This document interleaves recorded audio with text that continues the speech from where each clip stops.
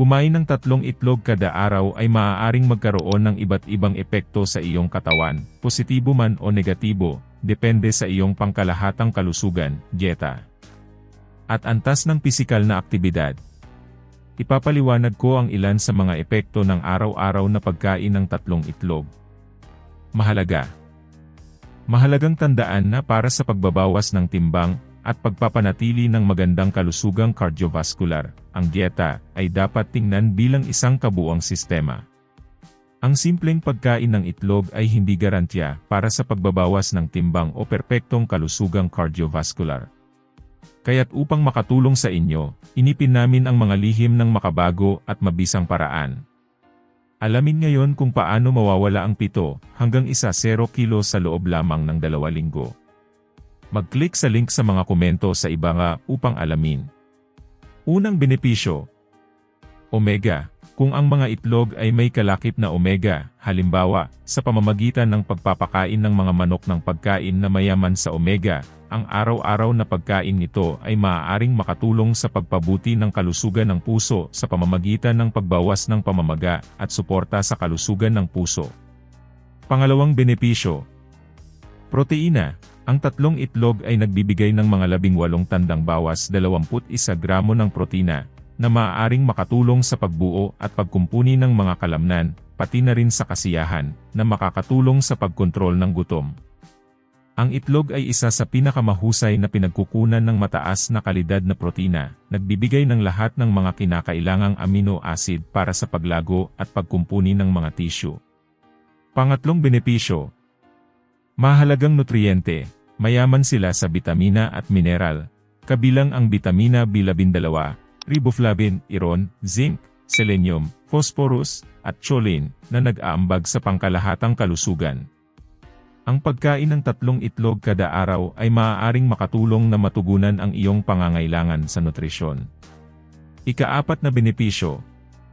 Naglalaman ng bitamina E, na mahalaga para sa kalusugan ng kornea, at zinc, na mahalaga para sa mata. Sila ay isang mahusay na pinagkukunan ng bitamina B12, na mahalaga para sa malusog na pag-unlad ng sistema ng nerbyo. Ika-5 benepisyo. Naglalaman ng choline, na mahalaga para sa pag-unlad ng utak at spinal cord, at folic acid, na sumusuporta sa fetal nervous system development at sa pag-iwas sa congenital defects. Ika-6 na benepisyo. Proteksyon laban sa araw. Ang itlog ay naglalaman ng mga nutriyente na maaaring magbigay proteksyon sa iyong mga mata laban sa degenerasyon ng makula na nauugnay sa pagtanda at sa cataracts, dahil sa mga sangkap tulad ng lutein at zeaxanthin. Bukod dito, ang itlog ay isang pinagkukunan ng bitamina D, na mahalaga para sa kalusugan ng mga buto, at nagbibigay ng phosphorus at calcium para sa kalusugan ng mga buto. Pangyayari na benepisyo. Pinagmumulan ng iron. Ito ay maaaring makatulong sa pag-iwas ng kakulangan sa iron at sa suporta ng kalusugan ng mga pula-pulang selula ng dugo. Ang mataas na kalidad ng protina sa itlog ay mahalaga para sa pagbuo ng kalamnan, kaya't sila ay isang malusog at mabisang merienda. 8 benepisyo. Nagpapalakas ng kasiyahan. Ang protina sa itlog ay tumutulong sa pagtaas ng kasiyahan, na maaaring makatulong sa pagkontrol ng gutom at maiwasan ang sobra-sobrang pagkain. 9 na benepisyo. Nagpapabuti sa kalusugang puso. Bagamat ang kolesterol sa itlog ay naging alalahanin noong nakaraan, ang mga kamakailang pag-aaral ay nagpapahiwatig na ang moderate na pagkain ng itlog ay hindi kinakabit sa panganib ng puso sa mga kalusugang tao. Samantala, ang protina at kasiyahan mula sa itlog ay maaaring makatulong sa pagkontrol ng paggamit ng kalorya, na makabubuti sa pagkawala ng timbang. Pinagmumulan ng nutriyente para sa mga vegetariano.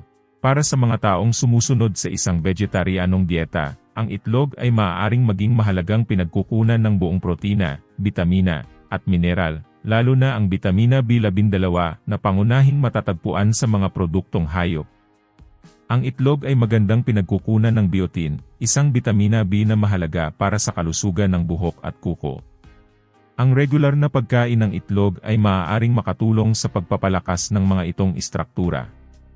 Ang itlog ay naglalaman ng mga mahalagang bitamina at mineral, tulad ng biotin at bitamina A na mahalaga para sa kalusugan ng buhok at balat. Ang biotin, lalo na, ay kilala sa pagpapabuti ng kalusugan ng buhok at maaaring makatulong sa pag-iwas sa mga problema tulad ng pagkakalbo. Dahil sa kanilang kombinasyon ng protina at malusog na taba, maaaring magbigay ng stabil na dagdag na enerhiya ang mga itlog sa buong araw na nakakatulong sa pag-iwas sa mga biglaang pag-akyat at pagbaba ng enerhiya. Ang sobra-sobrang taba at mga problema sa puso ay karaniwang magkakaugnay, at ang sobra-sobrang taba ay isa sa mga pangunahing salik na nagpapataas ng panganib ng mga sakit sa puso. Tayo ay mag-uusap tungkol sa ilang pangunahing sanhi ng sobra-sobrang taba at paano ito maaaring mag-ambag sa mga problema sa puso. Mga sanhi ng sobrang taba. Di malusog na dieta, ang pagkain ng mataas sa calories, taba, asukal, at mga pagkain na pinroseso ay maaaring magdulot ng pagtaas ng timbang at sobra-sobrang taba. Kawalan ng pisikal na aktibidad, ang kakulangan ng regular na ehersisyo, ay maaaring magdulot ng pagtaas ng timbang at mag-ambag sa sobra-sobrang taba. Genetika, ang mga kadahilanan sa genetika, ay may malaking papel sa predisposisyon sa sobra-sobrang taba. Kung may kasaysayan ng sobra-sobrang taba sa pamilya, maaaring tumaas ang iyong panganib. Mga faktor ng psikolohiya, emosyonal na mga issue tulad ng stress, depresyon, pag-aalala, at trauma ay maaaring magdulot ng sobra-sobrang pagkain dahil sa emosyonal na kalagayan na nag-ambag sa sobra-sobrang taba. Hindi malusog na mga ugali sa pagkain, ang sobra-sobrang pagkain, hindi regular na pagkain, at kakulangan ng pagmamalasakit sa kalidad ng kinakain ay mga hindi malusog na ugali sa pagkain na maaaring mag-ambag sa pagtaas ng timbang. Kakulangan sa edukasyon sa nutrisyon. Maraming tao ang hindi nagmamay-ari ng sapat na kaalaman tungkol sa nutrisyon at malusog na pagpili ng pagkain.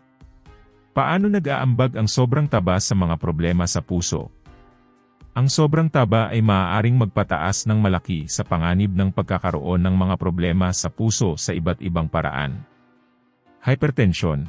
Ang sobrang timbang ay nagdadala ng karagdagang presyon sa sistema ng sirkulasyon, na nagdudulot ng pagtaas ng presyon ng dugo.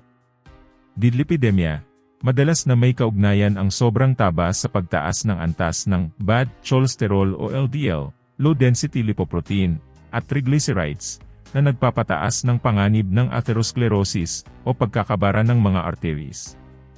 Resistance sa insulina at diabetes tipo 2, ang sobrang taba ay maaaring magdulot ng resistance sa insulin at, sa huli, magdulot ng pagkakaroon ng diabetes tipo 2 na isa sa mga pangunahing panganib para sa mga problema sa puso. Chronic na paggalit, ang sobrang taba ay maaaring mag-ambag sa labis na pagkakaroon ng sustansyang nagpapataas ng pagkabalisa at pag-ambag sa mga proseso ng pagkakapinsala sa katawan, lalo na sa puso. Apnea ng pagtulog, ang sobrang taba ay may kaugnayan sa mas mataas na porsyento ng apnea ng pagtulog na maaaring makaapekto sa puso at presyon ng dugo. Stress sa puso, ang puso ng isang tao na may sobrang taba ay kadalasang nangangailangan ng mas malaking pag-effort upang mag-supply ng dugo sa katawan na maaaring magdulot ng mas mataas na stress sa cardiac muscle.